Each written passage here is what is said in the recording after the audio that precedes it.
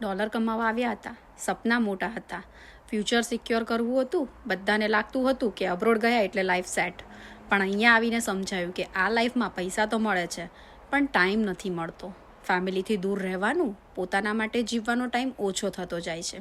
સવારથી રાત સુધી કામ, વીકડેઝમાં પણ કામ, વીકેન્ડ્સમાં પણ કામ. બેંક બેલેન્સ વધે છે પણ અંદરથી થાકી પણ જવાય છે. એક દિવસ મેં મારી જાતને પ્રશ્ન પૂછ્યો, હું અહીંયા શેના માટે આવી હતી? માત્ર બિલ્સ પે કરવા કે પછી એક બેટર લાઈફ બિલ્ડ કરવા? બસ ત્યાંથી જ માઇન્ડસેટ ચેન્જ થયો. સમજાયું કે અબ્રોડ આવવું મતલબ કેવલ જોબ કરવી નથી, ઓપોર્ચ્યુનિટીને ઓળખવી પણ છે. અને ત્યારે જ મને ડિજિટલ બિઝનેસની ઓપોર્ચ્યુનિટી મળી.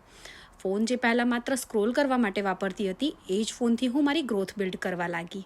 આ ઇઝી નહોતું, પણ આ એવી જર્ની છે જે મને ચોઈસ આપે છે કે હું કેટલું કામ કરું, ક્યાંથી કરું અને મારા ફેમિલી સાથે કેટલો ટાઈમ સ્પેન્ડ કરું. આમાં પણ મહેનત તો છે જ, પણ આ મહેનત મેં એક અલગ શાંતિ છે, કારણ કે આ મહેનત મારા પોતાના ગ્રોથ માટે છે.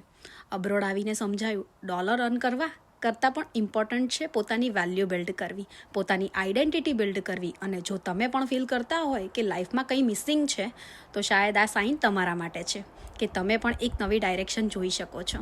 સેમ પ્લેસ પર રહીને પણ ચેન્જ થઈ શકો છો, બસ એક ડિસિઝન જોઈએ. So thank you friends, C you inside. જય શ્રી કૃષ્ણ.